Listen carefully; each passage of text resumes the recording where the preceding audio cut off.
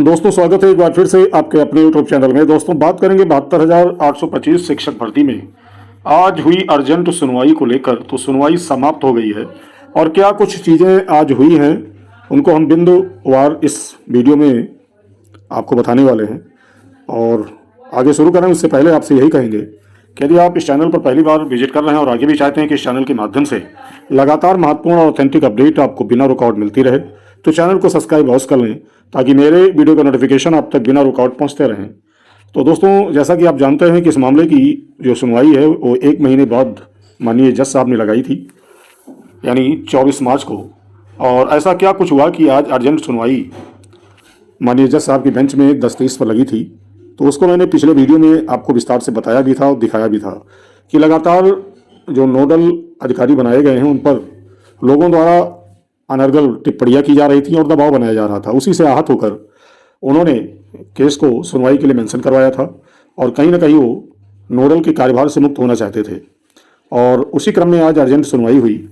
और आज की अर्जेंट सुनवाई की अगर हम बात करें तो पहला बिंदु ये रहा उस सुनवाई का जो निष्कर्ष है, जिसमें सोशल जो मीडिया है उसमें लगातार अभद्र भाषा का प्रयोग और धमकी वाले लोगों को चिन्हित कर माननीय सर्वोच्च न्यायालय में लिस्ट दी गई है।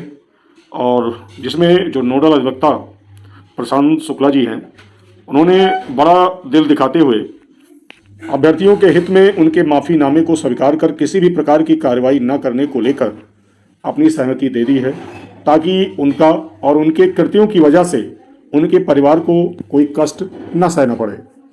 परंतु कोर्ट ने उक्त लिस्ट को अपने पास सुरक्षित रखा है या यूँ कह लीजिए रख लिया है ताकि अगर भविष्य में कोई भी लिस्ट में नामित या दूसरा कोई भी व्यक्ति अपने मौलिक अधिकार यानी आर्टिकल 19 का उल्लंघन करता पाया जाता है तो न केवल उसे इस भर्ती से बाहर निकाल दिया जाएगा बल्कि उसके ऊपर आरोप तय करके सीधी कार्रवाई की जाएगी। और दूसरा निष्कर्ष ये रहा कि अब तक का जो संपूर्ण डाटा है सभी प्रकार के लिस्ट अब सीधा रजिस्ट्री को सौंपी जाएगी और इस कार्य को सभी नोडल अधिकारी तय समय सीमा में समाप्त कर देंगे यानी कर देंगे। और तीसरा बिंदु सबसे अच्छा ये रहा कि माननीय जो करोल साहब हैं उन्होंने बेंच ट्रांसफ़र नहीं की और आगे की सुनवाई उन्हीं की बेंच पर नियत समय पर होगी, जो कि देखा जाए तो अभ्यर्थियों के हित में है। क्योंकि यदि मामला मैंने बताया था पिछले वीडियो में ही कि यदि लार्जर बेंच में कहीं चला जाएगा तो किसको क्या मिलेगा ये तो फिर ईश्वर ही जाने। कहने का मतलब दोस्तों ये है कि जो नोडल अधिवक्तागण हैं वो माननीय सर्वोच्च न्यायालय द्वारा नियुक्त किए गए हैं और उनके सरल स्वभाव का लोगों ने नाजायज फ़ायदा उठाया और कुछ ज़्यादा एग्रेसिव हो गए। और उसी का नतीजा है कि अब वो यदि भविष्य में कोई भी गलती करते हैं तो वो माननीय सर्वोच्च न्यायालय के रडार पर होंगे।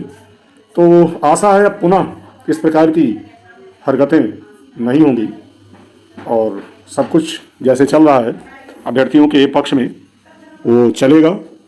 और माननीय सर्वोच्च न्यायालय सभी के हित को ध्यान में रखते हुए वो चल रहा है।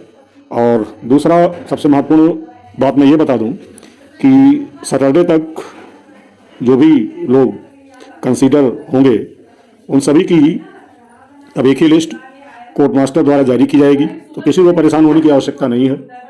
ईश्वर पर विश्वास रखिए, माननीय जज साहब पर विश्वास रखिए, सब कुछ अच्छा होगा। तो वीडियो में दोस्तों इतना ही, मिलते हैं अगली अपडेट में। बहुत बहुत धन्यवाद।